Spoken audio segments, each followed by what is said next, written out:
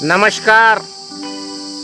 भारत के किसान की कहानी कहना चाहता हूँ। उनके दुर्दशा की कहानी कहते हुए दिल जार जार रोता है। किसान 32,000 रुपये किलो तारबूज का बीज खरीदता है। उसे जनवरी में 15 जनवरी के बाद खेत को तैयार करके इन खेतों में बोता है। लगातार 5 महीने परिश्रम करने के बाद लाखों रुपया किसान खर्च करता है। महिला मजदूरों को रोजाना 150 रुपया और पुरुष मजदूरों को रोजाना 250 रुपया मजदूरी देता है। लाखों रुपए खर्च करने के बाद जब आज 31 मई समाप्त हो रहा है, 5 महीना की अवधि के बाद माथे पे लाखों रुपए का कर्ज और 0 रुपया आमदनी। ये हालात है खूंटी झारखंड के किसान का। मैं बिंदु भूषण दुबे आज 31 मई 2021 को खूंटी जिले के भोंडा ग्राम में मौजूद हूँ। ये भोंडा ग्राम तारबूज की खेती के लिए प्रसिद्ध है। पिछले दिनों के लॉकडाउन, महामारी, यस तूफान की वजह से किसान तारबूज को खेतों में रखने के लिए मजबूर है। तारबूज बुरी तरह से सड़ चुका है।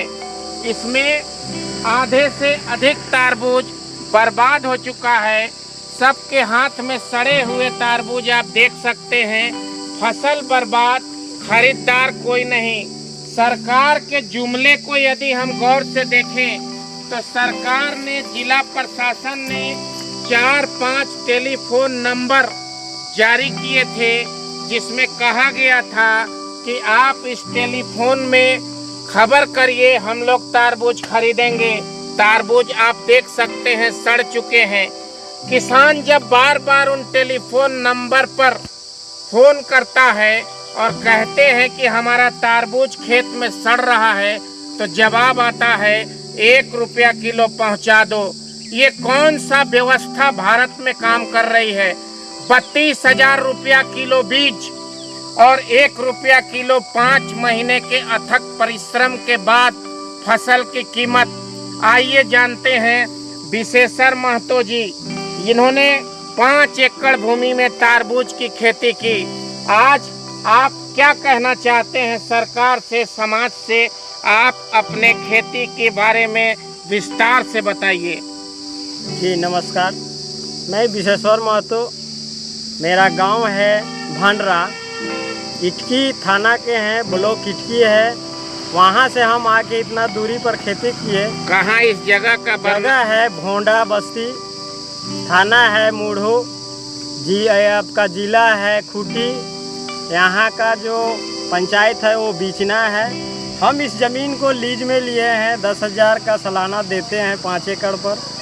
और यहाँ जो खेती किए हैं वो सब सेठी है, 1 पैसा भी नहीं है। मेरे यहाँ जो लोग हैं वो रेजा हैं, डेली इन लोग को काम दे रहे हैं। हम खुद गरीब को तो पोसना चाहते हैं, लेकिन मेरे पास इनकम इस तरह है, होने के बाद तारबूज को लेने ही वाला कोई नहीं है। पूरा खेत में तारबूज सड़ चुका है। अब व्यापारी को फ़ोन करते हैं तो व्यापारी लोग बोलते हैं भैया हमारे यहाँ सड़ गया है, लाए हैं वो, तो हम बेचेंगे कहाँ, मेरा पूंजी फंसा हुआ है। 2 घंटे का मार्केटिंग हम जो है लाते हैं 2 घंटा में ही बिक्री है। लॉकडाउन में हमारे यहाँ कोई खरीदार आता नहीं है। बेचारे उन लोग को भी माल दे के बेचते हैं, उन लोग गाड़ी का भाड़ा भी नहीं दे पाता है, तो कहाँ हम भेजें? इस वजह से जो है पड़े हुए हैं। ऐसा जिएंगे हम। अब जीने के लिए भी हमको कोई उपाय नहीं है। यहाँ देख रहे हैं ना, हमारे लेबर लोग जो हैं डेली काम करते हैं, ये लोग भी गरीब आदमी हैं।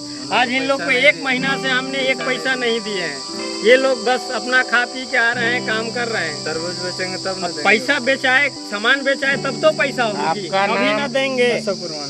आप बोलिए, क्या समस्या दिख रही है? समस्या देखिए सर, हम लोग का समस्या यही है कि हम लोग देखिए इतना खेती किए हैं, इतना पैसा पूंजी डाले हैं हम लोग, मजदूर को हम लोग पेमेंट नहीं कर पा रहे हैं। हम लोग खुद का कमाई नहीं हो रहा है, हम लोग कहाँ से पेमेंट करेंगे, कैसा क्या करें? हम लोग इसको मार्केट में ले जा, 2 घंटा का मार्केटिंग होता है, उसमें हम लोग का सामान बिक नहीं पाता है। हम लोग का जीवन नहीं चल पा रहा है, क्या करें? हम लोग किससे मांगने जाएं? और हम लोग कोई सरकार कुछ नहीं दे रहा है, कोई देखने के लिए नहीं आ रहा है। हम लोग क्या करें? हम लोग कोई सांसद विधायक कोई नहीं, ना हम लोग कहाँ विधायक संसद कोई नहीं आ रहा है। हम लोग क्या करें? हम लोग और कैसे लाचार। काम करेंगे? हम लोग और कैसे मजदूर को देंगे पैसा? और हम लोग खुद कैसे अपना बाल बच्चा का पेट पालन करेंगे? देखिए हम लोग का पूरा खेत में ऐसा पड़ल है। अनिल लूकस जी, यहाँ के सामाजिक कार्यकर्ता कृषक, आपसे आग्रह है कि इस व्यवस्था पर खूंटी के प्रसिद्ध सामाजिक कार्यकर्ता, सोशल इंटरप्रेन्योर, इस क्षेत्र के मानिंद व्यक्ति अनिल लूकस जी, आप क्या प्रतिक्रिया देंगे इस व्यवस्था पर? व्यवस्था पर क्या कहना है, एक तो मौसम ऐसा खराब चल रहा है जिसकी वजह से खेती में नुकसान हो रहा है। लॉकडाउन के चलते भी किसान को उचित बाजार नहीं मिल रहा है। इन मासूम बच्चियों को 5 महीने तक काम करा के कोई पारिश्रमिक नहीं मिला।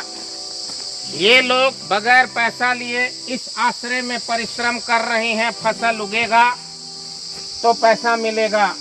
किसान के माथे पे सिवाय कर्ज के और कुछ भी नहीं है। फसल सड़ रहा है तरबूज, पूरे खेत को देखिए।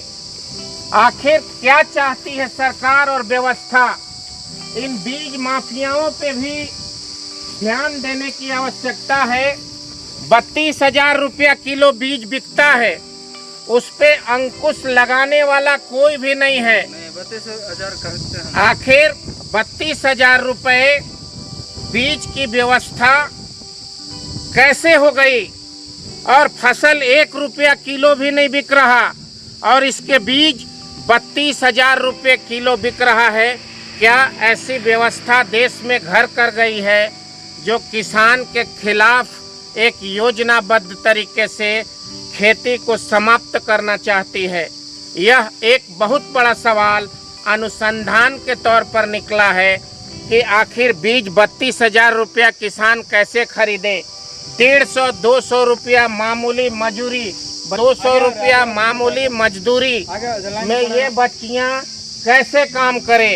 ये माता आखिर अपना जीवन यापन कैसे करे? बहन, आप क्या कहना चाहती हैं? किसान परिवार की बहन है।